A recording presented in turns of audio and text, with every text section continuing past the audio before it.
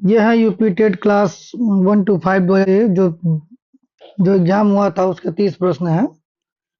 पहला प्रश्न दिया गया है, यदि 15 मजदूर एक सड़क को 48 घंटे में बनाते हैं तो उसी काम को 30 घंटे में करने के लिए आवश्यक मजदूरों की संख्या क्या होगी। तो जब भी किसी काम को करने के लिए मजदूर दिया हो और समय दिया हो तो उसका फार्मूला आप कुछ ऐसे लगाएंगे, जैसे W1 H1 W2 S2। W क्या है? वर्कर की संख्या है। एच क्या है? कि वो वर्कर कितने घंटे काम कर रहे हैं। ठीक है। तो यहाँ पर पहले कंडीशन में कह रहा है कि 15 वर्कर हैं, 48 घंटे काम कर रहे हैं। और यहाँ पे कह रहा है कि कितने वर्कर और लगाए जाएं कि वो काम 30 घंटे में पूरा हो जाए। मतलब एक काम को करने में 15 वर्कर जो है 48 घंटे लेते हैं, तो उसी काम को पूरा करने के लिए 30 घंटे में कितने वर्कर लगेंगे। तो यहाँ पे क्या है कि समय कम हो रहा है तो वर्कर को बढ़ाना पड़ेगा। तो आप यहाँ पे क्या करेंगे, 15 का उधर गुणा करेंगे तो 15 दूना हो जाएगा 30, और 2 से इसको काटेंगे तो हो जाएगा आपका 24। इधर बचेगा यक्स, तो यक्स की वैल्यू हो जाएगी 24 मजदूरों की जरूरत पड़ेगी। तो हमारा जो आंसर आया है वो यहाँ पे 24 आया है। जब भी मजदूर और समय और एक ही काम दिया गया हो तो आप यही फॉर्मूला लगाएंगे, W1 H1 equal to W2 H2। दूसरा प्रश्न हमारा है, कह रहा वो न्यूनतम अंक यक्स जिसके लिए संख्या 324 x 342 11 से विभाज्य हो जाए या कट जाए। तो 11 से विभाज्य होने के लिए आपको विभाज्यता का नियम पढ़ना पड़ेगा। तो 11 से विभाज्य होने के लिए विषम स्थान पे अंकों का योग माइनस सम स्थान पे अंकों का योग आप देख लीजिए। अगर वो योग योग का जो अंतर है अगर 0 आता है या 11 का गुणा जाता है तो वो जो संख्या होगी वो टोटल 11 से आपकी विभाज्य हो जाएगी। ठीक है। चलिए हम लोग देखते हैं अब विषम स्थान क्या है। जैसे यहाँ पे अगर हम 3 से स्टार्ट करें तो 3 के बाद ये आपका विषम स्थान होगा क्योंकि 2 आपका सम होगा। 4 के बाद 3 होगा, एक एक अल्टरनेट छोड़ करके। और सम स्थान पे क्या होगा, जैसे 2 है, x है, 2 है। ठीक। तो आप इनका आप अंतर जोड़ करके अंतर करिए, जैसे 3 4 3 7 7 3 10 2 12 हो जाएगा, 12। ठीक। और इधर होगा 2 plus x plus 4, 2 plus x plus 4। इनका अंतर 0 के बराबर हो या जो भी अंतर आए 11 का गुणा जो, जैसे 11 गुना 22 इस तरह का कोई संख्या है। तो अगर इसे हम सॉल्व करते हैं तो यहाँ पे होगा 6 प्लस एक्स माइनस 12 बराबर 0 हो जाएगा, या 6 plus x is equal to हो जाएगा 12, माइनस वाला हो जाएगा प्लस, या 6 प्लस एक्स सॉरी एक्स की वैल्यू हो जाएगी 12 और यहाँ पे प्लस में तो हो जाएगा तो माइनस, 12 में 6 जाएगा तो 6 बचेगा। तो मतलब ये है कि अगर हम इस ऑप्शन में देखें तो उस x की जगह पे क्या रखेंगे, तो ऑप्शन में आपको दिखाई दे रहा है उस x की जगह पे, इस x की जगह पे अगर हम 6 रख दें तो ये पूरी संख्या जो है वो 11 से विभाज्य हो जाएगी। अब चलिए फिर दिया है, एक वृत्त और उसके अंदर बनने वाले अधिकतम बड़े वर्ग के क्षेत्रफल का अनुपात किस पर निर्भर करेगा। तो ऑप्शन दिया वृत्त की त्रिज्या के समानुपाती होगा। तो जो भी आप एरिया 1 बाई में एरिया 2 निकालेंगे, अगर ये रेशियो निकालने के बाद केवल आर बचता है तो आप कहेंगे कि वृत्त की त्रिज्या के समानुपाती होगा। अगर इसको हम अनुपात निकाल रहे हैं और ना ही ए मिल रहा है ना ही आर मिल रहा है, ए मतलब ये वर्ग का भुजा, आर मतलब वृत्त की त्रिज्या, किसी दोनों के पद में नहीं आ रहा तो हम कहेंगे कि वो वृत्त पर निर्भर नहीं होगा। अच्छा, वृत्त के भुजा के समानुपाती कब होगा? जब A1/A2 निकाल रहे हैं और कोई भी आपका जो अनुपात है वो A के पदों में आ रहा है, तो हम कहेंगे वर्ग की भुजा के समानुपाती होगा। और हम इसका अगर हम अनुपात निकाल रहे हैं और वर्ग के विकर्ण के बराबर आ गया, मतलब A√2 के बराबर आ गया, A1/A2, तो हम कहेंगे कि यह किस पर निर्भर कर रहा है? वर्ग के विकर्ण के बराबर होगा। तो चलिए, तो मतलब ये है कि हम लोग कहीं ना कहीं A1 देखें सर्किल के लिए, तो अगर ये मान लें कि इसकी त्रिज्या, अगर इस वृत्त की त्रिज्या R है, ठीक, इस वृत्त का त्रिज्या अगर R है, तो इसका जो एरिया होगा वो होगा पाई आर स्क्वायर। और अगर हम A2 को देखें, A2 को, तो अगर ये मान लें कि इस वर्ग की जो भुजा है वो अगर A है, तो जो इसका क्षेत्रफल होगा वो हो जाएगा A²। अब हम A1/A2 अनुपात निकालेंगे इन दोनों का, तो आप देख पा रहे हैं कि ये एक है pi R square divided by A²। अब जब भी अनुपात हम निकालते हैं तो ध्यान देना है कि जो जो भी पद हम लिखते हैं वो सभी पद ऊपर या नीचे हो, एक समान पद में होना चाहिए। अब ऊपर आपकी त्रिज्या वाला पद है और नीचे आपका भुजा वाला पद है, तो या तो ऊपर भी भुजा बना लीजिए या नीचे वाला जो है ए वाला वो त्रिज्या बना लीजिए। तो इसको बनाने के लिए आपको वर्ग और वृत्त में रिलेशन देखना होगा, क्या रिलेशन है। तो आप देख पा रहे हैं कि जो जो वृत्त का व्यास है वही इस वर्ग का विकर्ण भी है, एकदम बराबर है। तो मतलब जो वृत्त का व्यास, व्यास मतलब क्या होता है? त्रिज्या का दुगुना, वही वर्ग का क्या है? विकर्ण। विकर्ण क्या होता है? A√2 होता है। तो अगर हम r की वैल्यू देखें, मान लीजिए a को हम r की पदों में लिखना चाहें, तो हम कैसे लिखेंगे? r बराबर A√2, इधर मल्टीप्लाई है तो ये इधर आएगा तो क्या हो जाएगा? डिवाइड हो जाएगा। मतलब r की जगह पे हम इसको लिख सकते हैं, तो ये एक ही पद में आ जाएगा।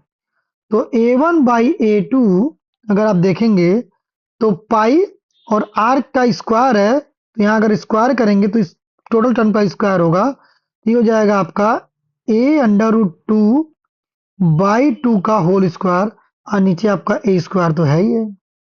ठीक है, कलर हम थोड़ा सा चेंज कर लेते हैं। अब A1 जो A2 होगा पाई A², क्योंकि अगर ये ब्रैकेट खुलेगा तो इसका स्क्वायर होगा। जब अंडर रूट कोई भी किसी भी चीज का अगर स्क्वायर करते हैं अंडर रूट का, तो अंडर रूट हट जाता है। तब यहाँ पर हो जाएगा आपका 2 और नीचे हो जाएगा ये वाला 2 दूना 4 हो जाएगा। ये तो हो गया A1। अब A2 का क्या है? वो सिंपली आपका A² दिया है।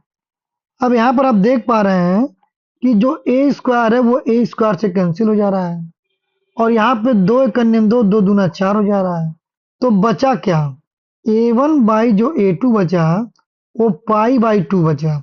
मैंने आपको शुरू में ही समझाया था कि अगर हम A1/A2 का हम अनुपात निकालना है और उसमें ना R दिखाई दे रहा है और ना ही A दिखाई दे रहा है, तो इसका मतलब है कि वो ना वृत्त पर निर्भर करेगा उसका अनुपात, और ना ही उसके त्रिज्या पर निर्भर करेगा, और ना ही उसके भुजा पर निर्भर करेगा। तो हमारा जो आंसर है वो इस प्रकार से है कि वो वृत्त पर निर्भर नहीं होगा। ठीक, वृत्त की त्रिज्या के समानुपाती तब होता जब यहाँ पर आपका R बचता। ठीक, वर्ग के विकर्ण के अनुपाती तब होता जब यहाँ पर इसी जगह पे आपका A√2 बचता। ठीक है, तो मैं आशा करता हूँ कि आप लोग को समझा पाया हूँ। बाकी इसका आप देख पा रहे होंगे कि किस प्रकार से लगाए हैं। तो बाकी यहाँ पे आपका A² दिया ही नहीं है तो आप समझ नहीं पाएंगे एक्सप्लेनेशन। नेक्स्ट क्वेश्चन दिया गया आपका कि यदि 102.7 को P/Q के रूप में व्यक्त किया जाए तो Q की वैल्यू क्या होगी?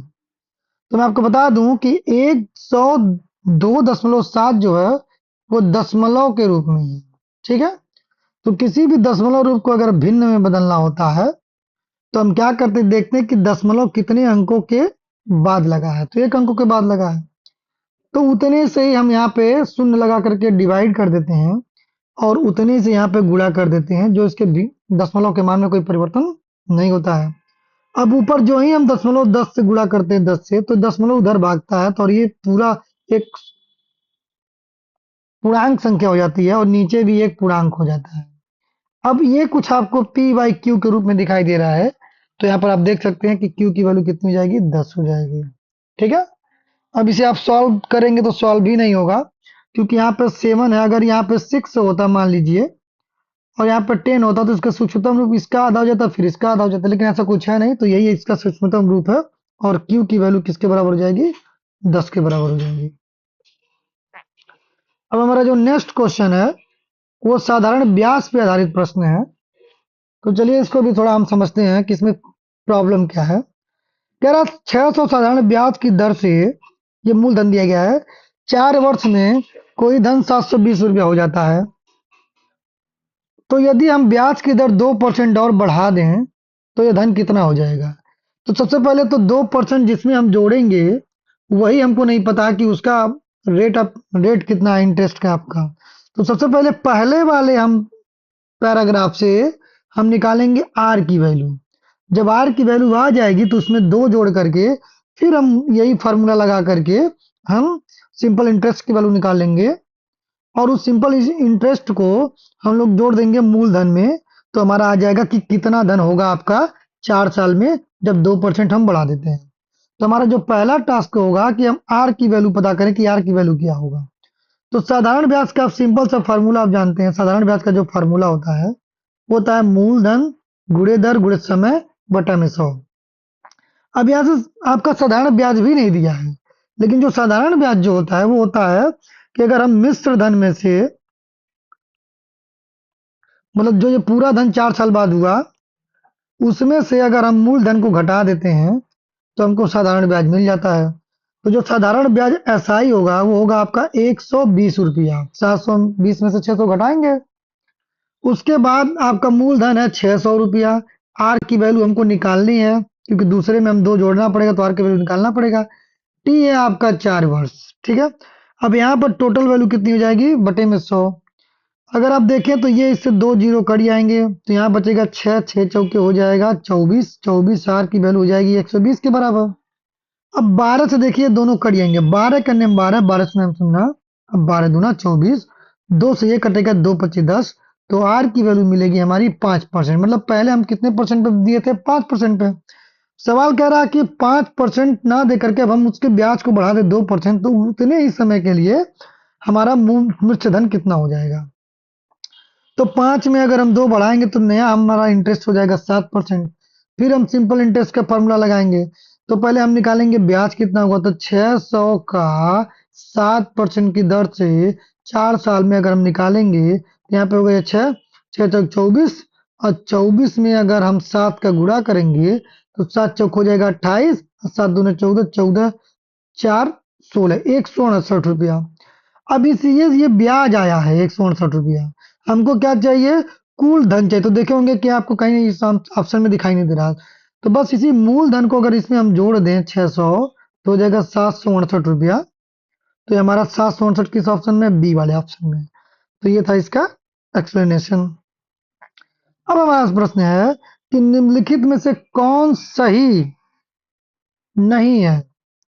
तो इसके लिए आपको नंबर सिस्टम पढ़ना होगा, जो मेरे चैनल पे मैं पढ़ा दूंगा नंबर सिस्टम, जो आप देखेंगे तो आपको ये सारा प्रश्न तो समझ में आने लग जाएगा। देखिए अगर आप पूर्णांक जानते हैं तो पूर्णांक क्या होता है, पूर्णांक जो होता है वो प्राकृतिक संख्याओं से बना होता है, जैसे 1 2 3 4 गिनती की संख्याएं, और उसके बाद इसमें जीरो भी होता है जो कि इसको पूर्ण संख्या बना देता है। और इसी का जो है ऋणात्मक पूर्णांक, जैसे -1 -2 -3 ऐसे बढ़ते रहता है। तो कह रहा कि दो पूर्णांकों का योग एक पूर्णांक होता है। तो हम जानते हैं कि दो पूर्णांक कोई भी ले लीजिए, अगर मान लीजिए 3 ले लें और एक पूर्णांक 4 ले लें, जोड़ेंगे तो 7 आएगा। -2 ले लें और 5 ले लें, जोड़ेंगे तो कितना आएगा आपका +3 आएगा, ये भी एक पूर्णांक है। आप ले लीजिए -5 ले लीजिए, +2 लीजिए, अगर जोड़ेंगे तो -3 आएगा, और ये भी पूर्णांक, ये भी पूर्णांक, ये भी पूर्णांक। तो किसी भी दशा में अगर दो पूर्णांकों को हम जोड़ते हैं तो उसकी जो मान आता है वो एक पूर्णांक ही होता है। तो ये बिल्कुल राइट स्टेटमेंट है। तो हमको कौन सा ढूंढना है कि जो ट्रू ना हो, तो ये तो भाई आपका ऑप्शन नहीं होगा क्योंकि ये सही है। दूसरा क्या है कि दो परमेय संख्याओं का योग एक परमेय संख्या होती है। तो परमेय संख्या क्या होती है, जिसे p बाई क्यू के रूप में हम व्यक्त करते हैं और q की वैल्यू 0 ना हो। बाकी पी और क्यू क्या होते हैं कि पूर्णांक संख्याएं होती हैं। तो अगर हम परमेय संख्या एक लें 1/2 लें और एक परमेय संख्या अगर हम 1/3 लें और इसे जोड़ें तो जोड़ का नियम ये कहता है कि इसके आपस में गुणा कर दिए तो 3 दूना हो जाएगा 6, इसका तिर्यक गुणा कर दीजिए। तो 3 एक नियम 3, 2 का नियम 2, 3 2 हो जाएगा आपका 5, 5/6। अब देख पा रहे हैं ये भी एक परमेय संख्या है, ये भी परमेय संख्या, जोड़ा जा रहा है तो मिलने वाली संख्या भी कौन सी संख्या है, तो ये एक खुद एक परमेय संख्या है। तो मतलब ये वाला भी स्टेटमेंट हमारा राइट है, हमको खोजना है गलत स्टेटमेंट, तो हमारा ऑप्शन ये भी नहीं होगा। दूसरा वाला थोड़ा गौर करिएगा, इसमें कह रहा है कि दो अपरिमेय संख्याओं का योग एक परिमेय संख्या होती है। तो देखिए इसमें थोड़ा सा आपको समझना होगा। जैसे अपरिमेय संख्या क्या होती हैं, अगर कोई भी संख्या जिसे हम a/b के रूप में नहीं लिख पाते हैं वो अपरिमेय संख्या होती है। दूसरी बात, अगर हम करणी में अपरिमेय कोई अभाज्य संख्या लिख देते हैं, कोई भी अभाज्य संख्या, तो वो एक अपरिमेय संख्या होती है।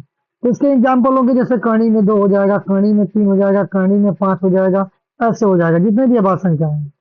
अब अगर आप सिंपली देखेंगे तो करणी में 2 कहेंगे फिर करणी में 3 जोड़ेंगे तो ये आपका परमेय संख्या हो जाएगा, अपरिमेय संख्या हो जाएगा। तो आपको लगेगा कि ये स्टेटमेंट सही है, लेकिन यहीं पे थोड़ा सा आपको रुकना पड़ेगा। एक आपको गुण और जानना है अपरिमेय संख्या का।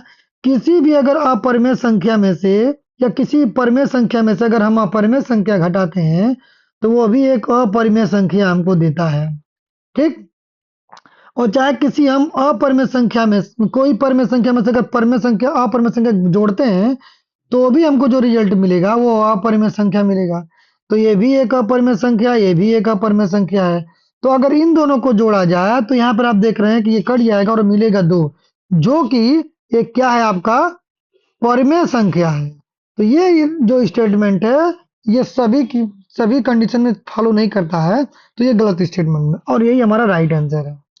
बाकी जो अगला स्टेटमेंट है कि दो प्राकृतिक संख्याओं का योग एक प्राकृतिक संख्या को, तो बिल्कुल सही है। अगर दो भी प्राकृतिक संख्या, तीन भी प्राकृतिक संख्या जोड़ेंगे तो 5 आएगा, ये भी एक प्राकृतिक संख्या है। ठीक। तो आप अब देख सकते हैं यहाँ पर भी ऐसा कुछ दिखाया गया है। ठीक है। अब क्या है, कोई संख्या अपने से 20% से 60 अधिक है तो वो संख्या है। तो वो मान लेते हैं कि कोई संख्या अगर मान लीजिए यक्स है, यक्स का 20%, यक्स का 20%, ये अपने से 20% से कितना अधिक है, 60 अधिक है। तो इसे अगर आप सॉल्व करेंगे तो यक्स बाई में 20 बाई में 100 इंटू में यक्स बराबर में 60 हो जाएगा, या यहाँ मल्टीप्लाई करेंगे 100 होगा, 100 में से 20 घटाएंगे तो 80 यक्स बटे में 100 बराबर में 60 होगा, या इसे कट जाएगा तो हो जाएगा 4/5 बराबर 60, या 4x की वैल्यू हो जाएगी 60 इंटू में 5, या यक्स की वैल्यू हो जाएगी 60 इंटू में 5 बाई में 4, या 4 बन जा 4, 4 5 जा 20, 15 पचे 75, यक्स की वैल्यू कितनी आ गई, 75 आ गई आपकी। तो ये लगाने। अब नेक्स्ट क्वेश्चन है आपका कि संख्या 3070 के सर्वाधिक निकट 17 से पूरी तरह विभाजित होने वाली प्राकृतिक संख्या है। तो जब भी हम विभाजन का नियम देखते हैं तो थोड़ा सा आप एक एग्जांपल समझ लीजिए कि विभाजन के नियम को कैसे समझते हैं। मान लीजिए आपको 25 में 4 का भाग देना है, तो जब आप 4 का भाग देते हैं तो 4 पचे 20, 4 छके 24, तो बचता है आपका 1। तो इसको लिखते कैसे हैं, इसको लिखते हैं कि आप भाज्य को लिखते हैं यहाँ पे और भाजक का भागफल में गुणा करते हैं और यहाँ पे शेषफल लिखते हैं। तो जब भी आप 4 से गुणा करेंगे तो हमेशा जो शेष रहेगा वो हमेशा 4 से कम रहेगा। ठीक है। तो 4 से कम क्या होगा, 3 होगा, 2 होगा, 1 होगा, 0 होगा। ठीक है। ऐसे ही 17 से भाग देने पे पूरी पूरी अगर कट जाए तो इसकी वैल्यू जो होगी वो 0 होना चाहिए। ठीक। तो हम लोग अगर हम 3070 से भाग देते हैं तो ये 181 बार में जा रहा है और ये टोटल टोटल क्या हो जा रहा है आपका, कट जा रहा है। ठीक है। 77। तो डायरेक्ट आप कैसे जानेंगे कि 3070 है, तो उसके लिए आप क्या करेंगे, 3000 जो 70 दी गई है उस 17 से आप भाग दीजिए। तो 17 करना में कितना होगा आपका 17, तो यहाँ पे कितना आएगा आपका 3 आएगा, यहाँ पे कितना आएगा आपका 1 आएगा क्योंकि यहाँ पे 1 हासिल हो गया। अब ये 7 आप उतारेंगे और अब भाग देंगे तो जाएगा 8 बार में, तो 17 बटे आपको यहाँ पर देखिए 136 यहाँ पर आया है। अब बचेगा 1, तो 1 बार में नहीं जा रहा तो हम 0 बार में ले जाते हैं, तो यहाँ पे 1 आएगा, दूसरी बार में उतारेंगे 0। अब आप देख रहे हैं रिमाइंडर जो है क्या बच रहा है, तो इसको इस तरह से लिख सकते हैं जैसे ये लिखा गया है। तो भाज्य को हम पहले लिखते हैं, तो हो जाएगा 30 70 हो जाएगा। इसकी वैल्यू कितनी होगी, तो 180 में अगर हम 117 का गुणा कर दें और 10 को जोड़ दें तो हमको मिलेगा 30 70। अब देखिए, अब दो कंडीशन है, या तो आप इसमें 10 घटा दीजिए तब ये 17 से पूरा पूरा डिवीजन हो जाएगा। तो अगर हम 3070 में से 10 घटाते हैं तो हमको मिलता है 30,060। या तो आप इसमें 7 और जोड़ दीजिए तो ये 17 हो जाएगा। तो 17 से 17 कट जाएगा, इधर भी कट जाएगा। तो अगर 30,070 में अगर आप 7 जोड़ते हैं तो हो जाता है 30,077 हो जाता है। अब आप बताइए कि 30,070 के सबसे करीब कौन है, 30,060 है कि 30,077 है। तो आप साफ देख पा रहे हैं कि इससे 30,077 सबसे करीब में है। तो ये आपका राइट आंसर हो जाएगा। अब यहाँ पे आपका डायरेक्ट 30,077 आपका 17 से भाग देकर दिया है, तो आप खुद नहीं समझ पाएंगे कि कैसे इस प्रश्न को डील करना है। ठीक है, अब नेक्स्ट में दिया है आपका कि क्रय मूल्य और विक्रय मूल्य का अनुपात 5:4 है, तो हानि प्रतिशत क्या है। तो जब भी अनुपात के क्वेश्चन आते हैं तो उनको हम अलग कैसे करते हैं, दोनों में सेम अनुपात से गुणा कर देते हैं या एक से गुणा कर देते हैं। तो सबसे पहले क्या लिखा है, क्रय मूल्य, उसके बाद क्या लिखा है, विक्रय मूल्य। तो अनुपातिक रूप में देखा जाए तो यहाँ पे हो जाएगा 5x, यहाँ पे क्या हो जाएगा 4x। और देखिए, चाहे लाभ हो चाहे हानि हो, उसका जो फॉर्मूला होता है कि आप विक्रय मूल्य में से क्रय मूल्य को घटाते हैं और हमेशा क्रय मूल्य से गुणा करते हैं, यहाँ पे 100 से मल्टीप्लाई कर देते हैं, यहाँ भाग देते हैं क्रय मूल्य से। तो विक्रय मूल्य हमारा 4x है, क्रय मूल्य हमारा 5x है, और क्रय मूल्य नीचे है 4x, गुणे में कितना करेंगे, 100 से गुणा कर देंगे। अब आप देख पा रहे हैं कि घटाने पर ही आपका माइनस में आएगा, -x बटे में 4x गुणे में 100। तो अगर माइनस यहाँ पे आ जाए तो इसका मतलब यहाँ पे हानि हो रहा है, अगर ये प्लस आता तो क्या होता, लाभ होता। तो जाएगा 1/-4 गुणे में 100, 100 का 4 भाग करेंगे तो कितना मिलेगा आपको, 25 मिलेगा। ठीक है, तो जाएगा आपका, सॉरी क्रय मूल्य, देखिए हम गलती कर दिए, क्रय मूल्य यहाँ पर जो है वो 5x है, तो यहाँ पे मेरा नीचे 5x होगा तो यहाँ 5 बचेगा। तो 100 का अगर 5 भाग करेंगे तो कितना हो जाएगा आपका, 20 भाग, 20 + 20 + 20 + 5 भाग। तो ये हमारा राइट आंसर हो गया। इस तरह से इसको हम सॉल्व करेंगे, जब भी अनुपात वाले क्वेश्चन आएगा तो इसी प्रकार से सॉल्व किया जाएगा। ठीक, चलिए हम आगे देखते हैं।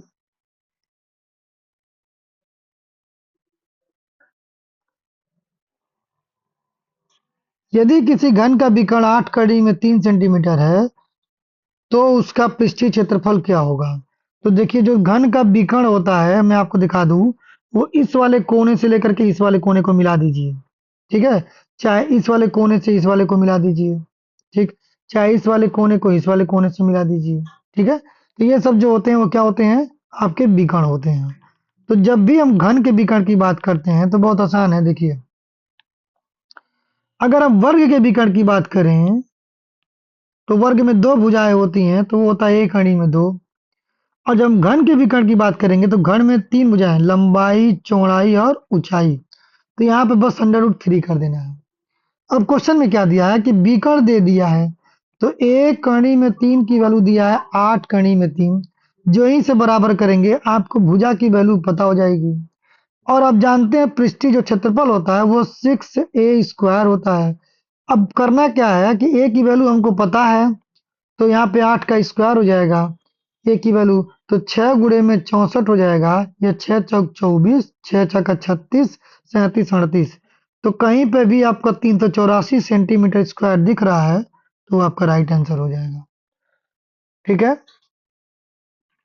यहाँ पे एक्सप्लेनेशन बिल्कुल सही था।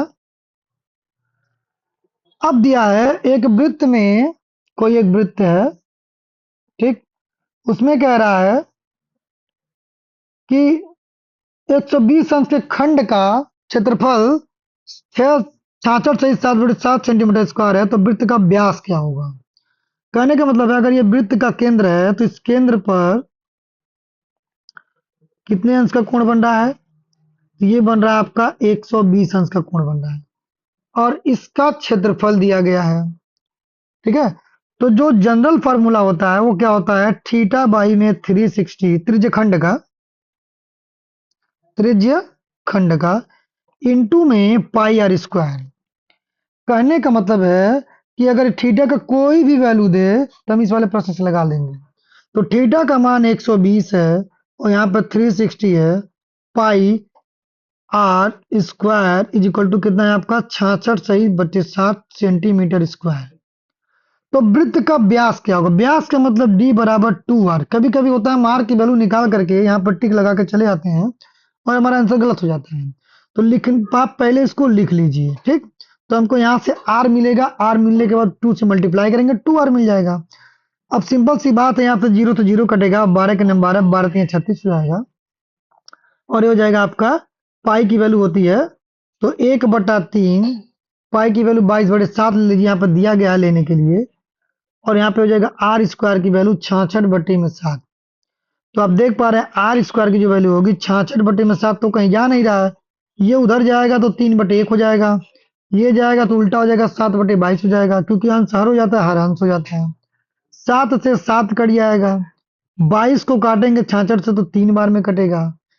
और यहाँ पे आर स्क्वायर की जो वैल्यू मिलेगी वो 3 का स्क्वायर, 3 2 बार आया है।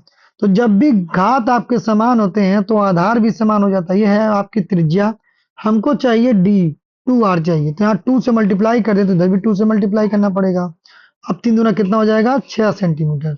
तो डी वाला आपका राइट आंसर हो जाएगा 6 सेंटीमीटर, ठीक है। देखिए अभी एक्सप्लेनेशन दिया, अगर आपको समझ में आएगा तो इसको भी आप देख सकते हैं।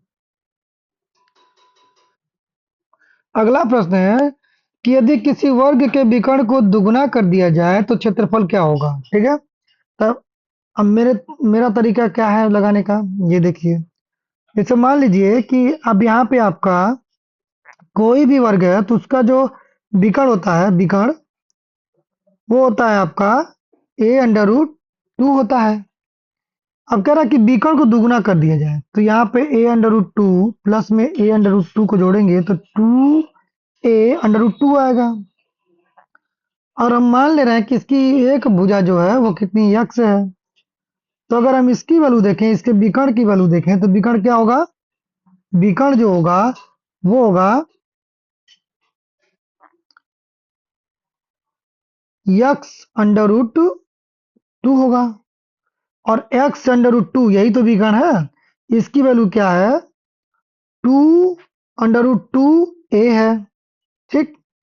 अब हमको चाहिए इसका क्षेत्रफल और इसका भी क्षेत्रफल, तो क्यों ना हम दोनों पक्षों का स्क्वायर कर दें। तो यहाँ करेंगे तो x स्क्वायर और ये √2 का स्क्वायर होगा तो 2 मिलेगा, और इसका जब स्क्वायर करेंगे तो 4 हो जाएगा, और इसका स्क्वायर इसमें इंटू में 2 मिलेगा और यहाँ पे a स्क्वायर मिलेगा। 2 से 2 कैंसिल हो जाएगा तो x स्क्वायर की वैल्यू मिलेगी 4a स्क्वायर। अब x स्क्वायर क्या है? इस वर्ग का क्षेत्रफल है, और a स्क्वायर क्या है? इस छोटे वर्ग का क्षेत्रफल है। तो आप देख रहे हैं कि छोटे वर्ग के क्षेत्रफल से कितना गुना हो गया? 4 गुना। तो हमारा जो ऑप्शन है कितना है? 4 गुना हो जाएगा। नेक्स्ट प्रश्न है, विनय घड़ी 75 रुपए में बेचता है तो विक्रय मूल्य कितना है? 75 रुपया, ठीक है। जिससे उसे घड़ी की लागत कीमत के बराबर प्रतिशत लाभ होता है। अब लाभ हो गया भाई साहब। लाभ तभी होता है तो जब क्रय मूल्य आपका विक्रय मूल्य से कम होता है। मैंने वही बताया था, विक्रय मूल्य में से हम क्रय मूल्य क्या करते हैं? घटाते हैं। तो जो भी हमारा आंसर आएगा लागत मूल्य का चाहे क्रय मूल्य का, वो हमेशा 75 से नीचे ही होगा। तो यहाँ पर देखिए दो ऑप्शन ऐसे एलिमिनेट हो जाते हैं, क्योंकि लागत मूल्य अगर लाभ होता है तो विक्रय मूल्य से कम होता है। ये कॉन्सेप्ट बैठा लीजिए। अब यहाँ पे कह रहा है कि जो भी लागत मूल्य है उसकी कीमत जो है उसे घड़ी की लागत मूल्य के बराबर प्रतिशत लाभ होता है। मतलब अगर वो 10 रुपया खरीदा है तो इसका जो बराबर परसेंट क्या होगा? 10% होगा आपका। तो 10% कितना हो जाएगा आपका? 1 रुपया हो जाएगा। अब उसी के बराबर तो 60 का आप 60% निकालिए, 60 का 60%, इसी के बराबर न लाभ हो रहा है। अगर ये उत्तर हो तो 60 का 60% क्या होगा? 6 में 36, 0/100 कटेगा तो आएगा 36। अगर 60 में 36 जोड़ेंगे तो हो जाएगा आपका 96, 75 नहीं ना आ रहा है। अब डी वाले ऑप्शन देखिए, यही सही होगा। 50 का उसी के बराबर 50% निकालिए, तो 50 का आधा 50% कितना होगा? 25 होगा। और 50 में 25 जोड़ेंगे तो कितना हो जाएगा? 75 हो जाएगा। तो ये आपका डी वाला राइट आंसर हो जाएगा। ऐसे प्रश्न को अगर आप कंपटीशन में लगाते हैं, अगर इस तरीके से नहीं अप्रोच रखेंगे तो आपका समय बहुत लगेगा। आप इसका एक्सप्लेनेशन देख सकते हैं, देखिए कितना बड़ा है, कैसे लगाएंगे आप, समय ही नहीं मिलेगा आपको। बाकी अब देख लीजिएगा, ठीक है। नेक्स्ट क्वेश्चन है आपका कि यदि दो वृत्तों के केंद्र के बीच की दूरी इनकी त्रिज्याओं के योग से कम है तो वे दोनों वृत्त क्या होंगे? अंतःस्पर्शी होंगे, बाह्य स्पर्शी होंगे, प्रतिच्छेदित करेंगे, या अनावृत करेंगे, कंटेन वन अनदर करेंगे। तो देखिए, जब भी ऐसा कोई आपको प्रश्न आता है तो सबसे पहले आप उसका एक्सप्लेनेशन देखिए, ठीक। अब यहाँ पे आप समझ ही नहीं पाएंगे जो भी एक्सप्लेनेशन दिया गया कि ये क्या दिया गया है। तो पहले अंतःस्पर्शी समझिए। अगर कोई वृत्त किस प्रकार से है कि मान लीजिए कोई वृत्त है, इसकी त्रिज्या ये है आपकी R1, ठीक है। एक और कोई वृत्त है जो इसके अंदर ही है, ठीक है, इसके अंदर है, ऐसे इसको टच कर रही है अंदर से, ठीक। लेकिन इसकी त्रिज्या कुछ छोटी हो गई, यहाँ पर हम मान ले रहे हैं ये होगी आपकी R2, ठीक है। अब कह रहा है कि यदि दो वृत्तों के केंद्र के बीच की दूरी, अब ये इसका पहला केंद्र है, मैं दिखाने का प्रयास कर रहा हूँ, और ये इसका दूसरा केंद्र है, ठीक। इनके बीच की दूरी देखिए, तो हमेशा देखिए R1 में से अगर आप R2 घटाएंगे तो हमेशा ये जो D है वो क्या होगा? आपका छोटा होगा।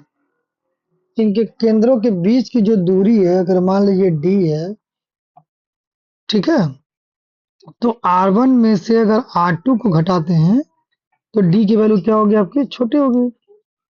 तो ये अंतःस्पर्शी होगा आपका, ठीक। दूसरा बाह्य स्पर्शी, कोई अगर वृत्त कुछ ऐसे है, मान लीजिए आपका पहला वृत्त है और ये आपका दूसरा वृत्त है, ठीक है, और ये वृत्त के केंद्र हैं, ठीक है। तो वृत्तों के केंद्र के बीच की दूरी D होती है। अब आप समझ पाएंगे। अब ये जो दूरी है ये R1 है, जो ये R1 R2 की बात कर रहा है, और ये क्या है? R2 है। तो जब भी बाएं स्पर्श करती है तो ये दोनों दूरियां, जैसे R1 प्लस R2 की वैल्यू एकदम एग्जैक्ट D के क्या होगी? बराबर होगी।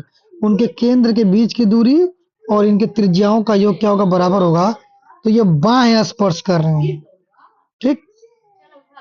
प्रतिच्छेदित करेंगे, उसका कंडीशन देखिए। अगर इसी वृत्त को हम लें, इसको हम हटा दे रहे हैं,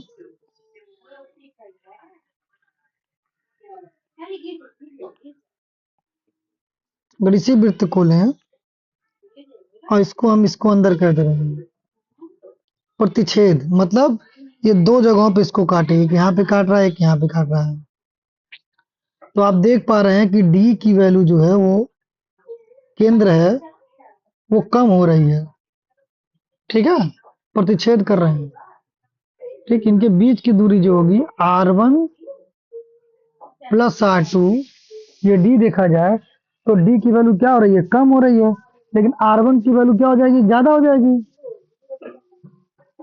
R1 प्लस R2 की वैल्यू क्या हो जाएगी? ज्यादा हो जाएगी। अगर आप नहीं समझ पा रहे हैं तो कुछ ऐसा समझिए, अगर मान लीजिए कोई एक वृत्त है जिसकी त्रिज्या R1 में लेता हूं 5 सेंटीमीटर है, R2 भी मैं ले लेता हूं 5 सेंटीमीटर है, या 3 सेंटीमीटर ले लेता हूं, मतलब वो छोटा वृत्त है,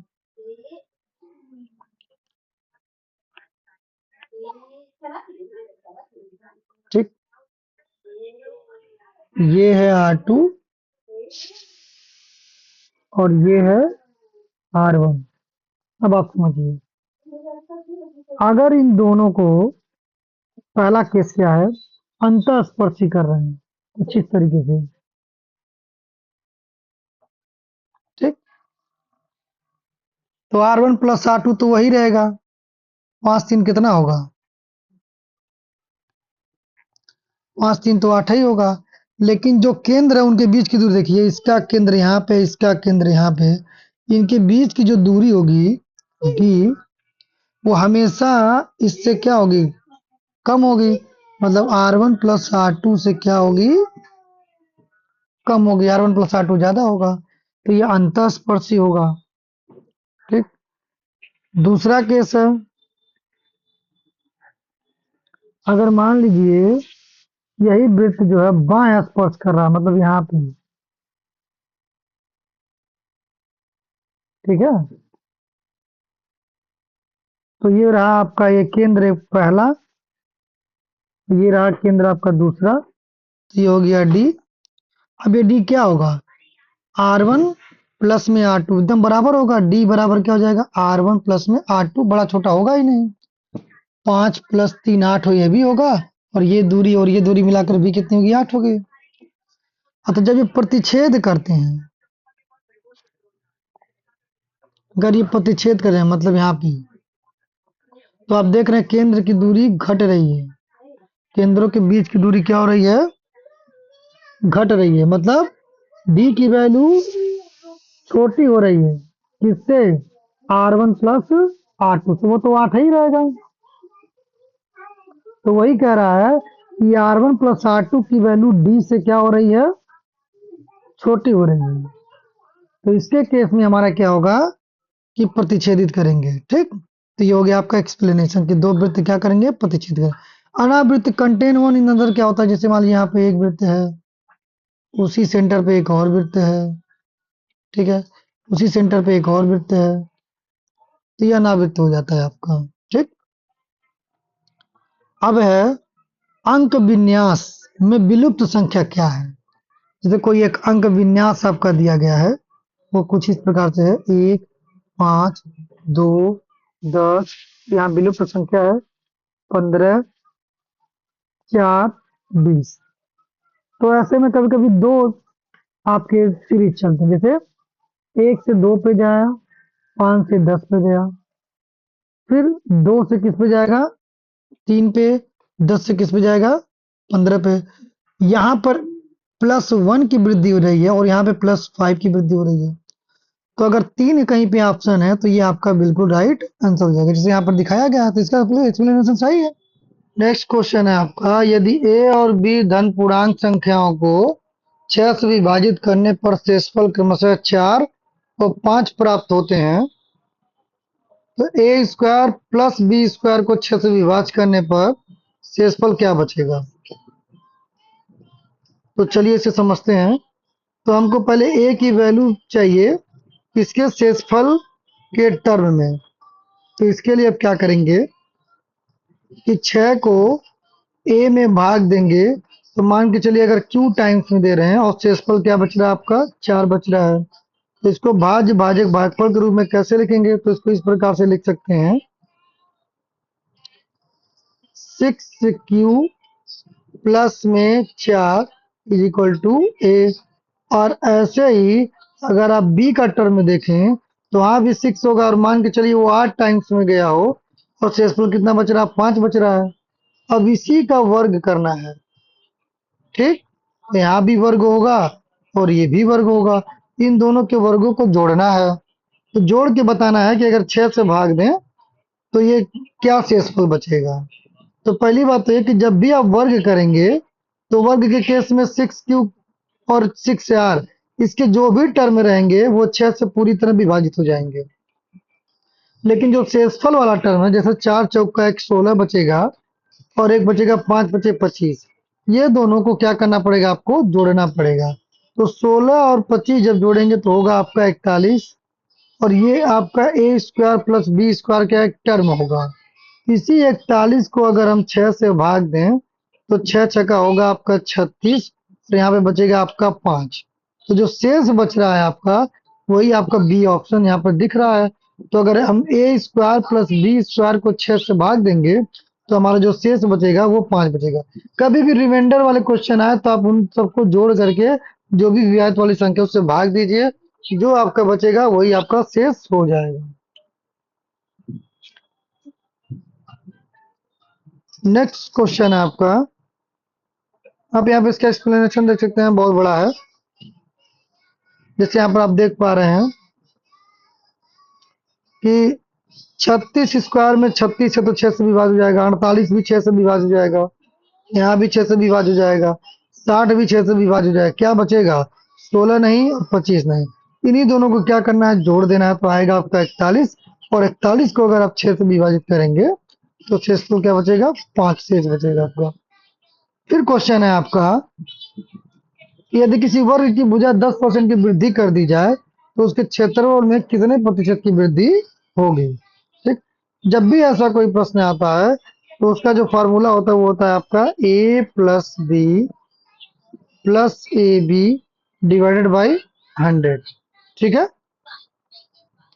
इसे अगर आप देखें तो ये जो है वो लंबाई और चौड़ाई के रूप में दिया गया आपका, लेकिन वर्ग में ना ही लंबाई होती है, वहां पे लंबाई और चौड़ाई एक ही होती है। तो यहाँ हो जाएगा a प्लस में a प्लस में A B divided by A by में 100 हो जाएगा, या 2a प्लस में ए स्क्वायर बटे में 100 हो जाएगा।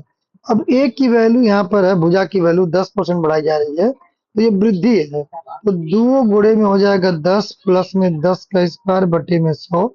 ये इससे कट जाएगा तो 1 आएगा, 2 का अगर 10 गुना करेंगे तो 20 होगा, 20 में 1 जोड़ेंगे तो 21% हो जाएगा। इस प्रश्न में अगर आपका आयत भी हो तो आप इसे लंबाई में बढ़ाया जाए या घटाया जाए, उसके तरह आप इसको निकाल सकते हैं। इस पर मैं एक वीडियो लाऊंगा, आप उसे देख लीजिएगा एक बार। अब यहाँ पर एक प्रश्न आ रहा है आपका, जो कि इसका एक्सप्लेनेशन बहुत बड़ा है, लेकिन इसको बिना एक्सप्लेनेशन लिए हम ऑप्शन से भी इसका क्वेश्चन निकाल सकते हैं। कह रहा है कि मोहन 5 वर्ष पूर्व उम्र तथा 9 वर्ष बाद उम्र का गुणनफल 15 है। तो मान लो उसका वर्तमान आयु जो है वो x है, तो 5 वर्ष पहले क्या होगा? x माइनस 5 होगा। 5 वर्ष बाद में क्या होगा? x माइनस 9 होगा। उसका गुणनफल कह रहा 15 है। तो आप x का अगर कोई एक वैल्यू यहाँ पर रखें, तो अगर 4 रखेंगे, 4, तो 4 में से 5 जाएगा तो -1 होगा, जो कि यहाँ पे आपको देख रहे हैं पॉजिटिव वैल्यू आ रही है, तो ये ऑप्शन बिल्कुल नहीं होगा। 5 रखेंगे तो 5 में से 5 जाएगा तो 0 हो जाएगा, देख रहे हैं आपको यहाँ पे 0 है ही नहीं। 7 रखेंगे तो 7 माइनस 5, 7 प्लस 9 होगा आपका 2 गुणे में 16। देख रहे हैं 16 गुना कितना हो जाएगा? 32 हो जाएगा, 15 आएगा ही नहीं। लेकिन जब आप 6 रखेंगे तो 6 में से जाएगा 1 और 6 में जोड़ेंगे 9, तो 6 में से 1 जाएगा तो हो जाएगा आपका, सॉरी 6 में जाएगा 5, मिलेगा 1, और 9 6 9 जाएगा 15। तो आप देख रहे हैं 15 गुणे में 1 बराबर होता है 15। तो मतलब उसका जो वर्तमान आयु है वो कितना वर्ष है? 6 वर्ष, जो हमारे इक्वेशन को सेटिस्फाई कर रहा है। नेक्स्ट क्वेश्चन है आपका, इस तरह के क्वेश्चन को आप कैसे लगाएंगे? तो इसको बटे के रूप में करके लगाएंगे। जैसे आपको देखिए है, तो यहाँ पर देखिए, यहाँ पर आपको 5 जीरो मतलब 32 बटे में 10 पे घात 5 हो जाएगा। इसको जब प्राइम में पर में बदलेंगे, और 0.6 को हम लिख सकते हैं 6 बटा 10 लिख सकते हैं। अब 32 जो होता है वो 2 पे घात 5 का विस्तार होता है, और ये 10 पे घात 5 है, पर 6 बटे 10 को हम लिख सकते हैं 3 बटे 5 लिख सकते हैं। अब यहाँ पे होल पावर कर लीजिए तो 2 बटे 10 पर हो जाएगा 5 गुणे 3 बटा 5, 5 से 5 कट जाएगा तो 2 बटे 10 पे हो जाएगा आपका 3, या ये 2 बटे 10 को हम क्या लिख सकते हैं? 0.2 पे 3 लिख सकते हैं, और 0.2 को अगर 3 बार आप गुणा करेंगे तो आपको मिलेगा कितना? 0.008। ठीक, नेक्स्ट क्वेश्चन है आपका, कि संख्या दिया गया है 1 2 3, इन तीनों को क्या किया जा रहा है? जोड़ा जा रहा है। तो यक्स का महत्तम मान क्या होगा? इसी यक्स का महत्तम मान निकालना है। तो अगर आप इसे देखेंगे, यहाँ का एक्सप्लेनेशन जो है वो अलग तरीके से दिया है, तो मैं आपको बता रहा हूँ आप इन सबको जोड़िएगा तो x प्लस 2 प्लस वाई की वैल्यू यहाँ पे 1 लाना है। महत्तम मान के जैसे मान लीजिए x प्लस वाई की वैल्यू अगर 10 है और क्या है x की महत्तम मान क्या होगी, तो महत्तम मान कितना होगा 10 होगा और y की वैल्यू क्या हो जाएगी 0। ये होगा x का महत्तम मान। इसी केस में आपको ये y की वैल्यू यहाँ पे क्या करेंगे 0 करेंगे महत्तम मान के लिए। तो x में क्या 2 जोड़ रहे हैं और 1 आ रहा है, ये कब होगा धनात्मक संख्या, जब ये कब आएगा जब इसमें आप क्या जोड़ेंगे 9 जोड़ेंगे। तो अगर इसमें हम 9 जोड़ देंगे, सॉरी देखिए हाँ, अब एक चीज और है, यहाँ पे 4 इकाई का अंक है और यहाँ पर 24 हो रहा है, तो 2 यहाँ पर और जोड़ा जाएगा, तो 2 2 कितना हो जाएगा 4। तो x प्लस 4 में इसमें क्या जोड़े कि ये 1 हो जाए, तो आप धनात्मक संख्या लेंगे तो 7 जोड़ेंगे तो कितना हो जाएगा 11, 11 को क्या बचेगा 1 बचेगा। तो यहाँ पर जो महत्तम मान होगा वो कितना आ जाएगा 7 आ जाएगा। ठीक है, नेक्स्ट क्वेश्चन है कि परमेय संख्या से बड़ी परमेय संख्या क्या है। तो किसी भी चीज में अगर हम जीरो जीरो को भाग देते तो संख्या आती है जीरो। कहने का मतलब जीरो से बड़ी परमेय संख्या धनात्मक संख्या होगी। तो ये देखिए ये ऋणात्मक है, ये भी ऋणात्मक है, ये भी ऋणात्मक है, ये तीनों ऋणात्मक है, तीनों ऑप्शन कैंसिल हो जाएंगे। ये ऊपर भी माइनस है नीचे भी माइनस है, तो ये धनात्मक हो जाएगा और यही आपका राइट आंसर हो जाएगा। नेक्स्ट क्वेश्चन है, कह रहा है कि दो संख्याओं का लसा और मसा 336 है। मान लें हम पहली संख्या x है दूसरी संख्या y है, तो उनका जो लसा मसा का गुणनफल होता है वो कितना है आपका 336 है। अब यही आपको यहीं पे पूरा अप्रोच लगाना है कि इसका हम निकालेंगे गुणनखंड। तो 336 का जो गुणनखंड होगा, फिर 2 से जाएगा, फिर 8 से 8 सत्ते 56, 7 एक 7, तो जाएगा 2 गुणे 3 गुणे 8 गुणे 7। अब आपको देख रहे हैं कि सब में अंतर क्या है 10 10 का अंतर है, इसी नाते आपको यहाँ पर लगाना पड़ेगा। तो देखिए यहाँ पे हो जाएगा 7 दूना 14 और 8 तिरिक 24, इन दोनों का गुणा करेंगे तो मिलेगा 336 और इन दोनों का जो अंतर देखेंगे तो मिलेगा 10, जो हमारे ऑप्शन किस में है बी वाले ऑप्शन में राइट आंसर। इसको ऐसे इस प्रकार से आपको लगाना है। एक तो तेरह वाला क्वेश्चन बिल्कुल ये सही लगा है, इसका एक्सप्लेनेशन में बिल्कुल सही है। अब 341 जब बच रहा है तो 341 जो है वो 11 से करिएगा, क्यों, क्योंकि इसका विषम संख्या में जो योग है वो 4 है और सम संख्या भी 4 है, तो 4 में से 4 घटाएंगे तो 0 होगा और ये 11 से विभाजन होने का सिद्धांत है। नेक्स्ट क्वेश्चन में आप 357 पे पूछ रहा है 558 कितने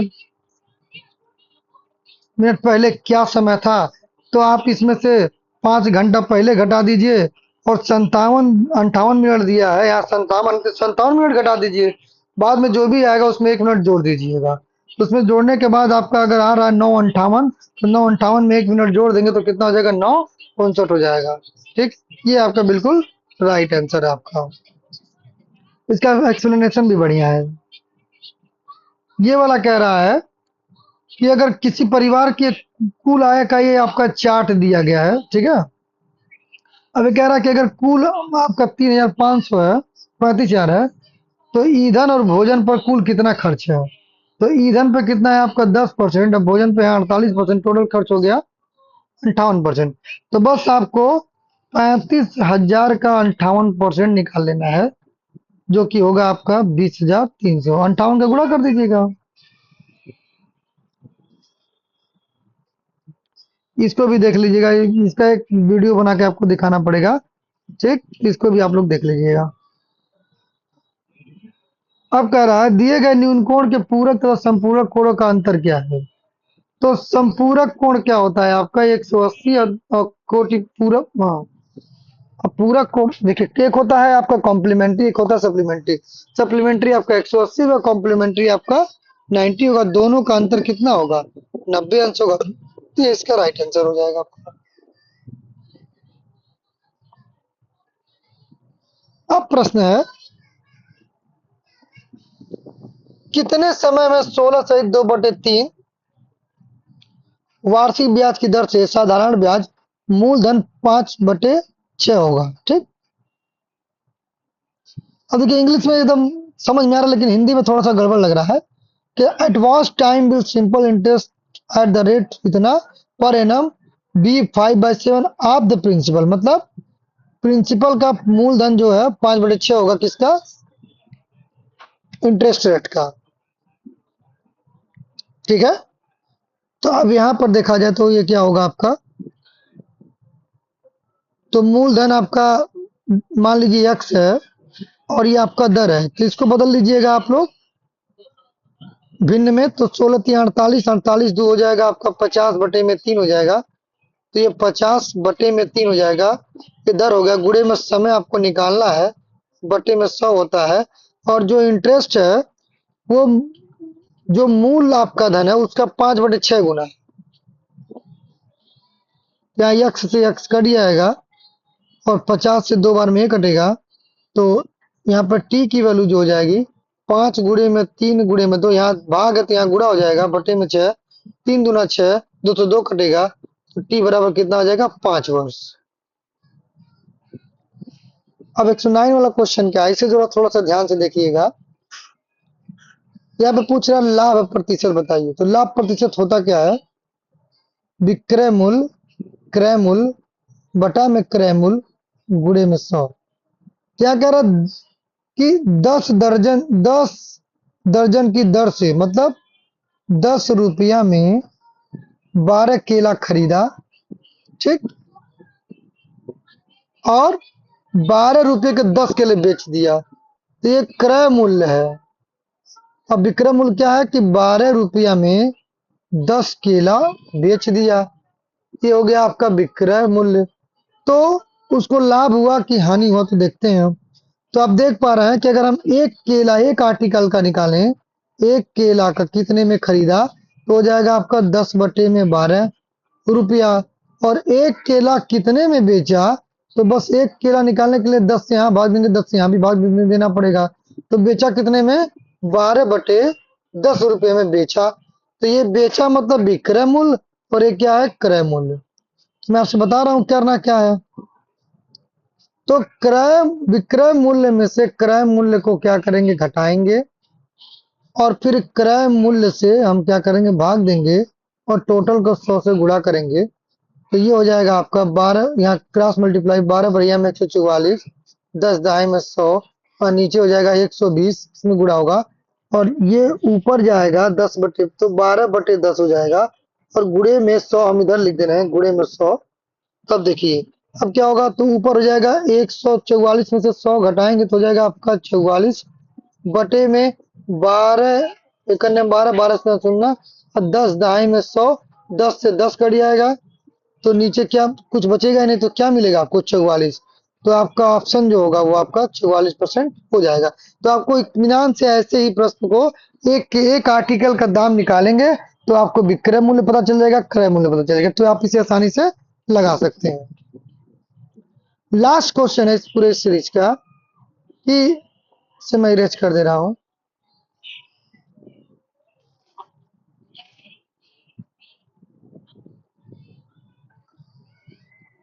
यदि किसी संख्या का 30% उस संख्या के 3/4 से 63 कम है तो संख्या क्या है, तो हम मान लेंगे कि वो संख्या यक्स है, यक्स का 30%, तो ये हो जाएगा 30 यक्स बटा में कितना हो जाएगा, 100 हो जाएगा।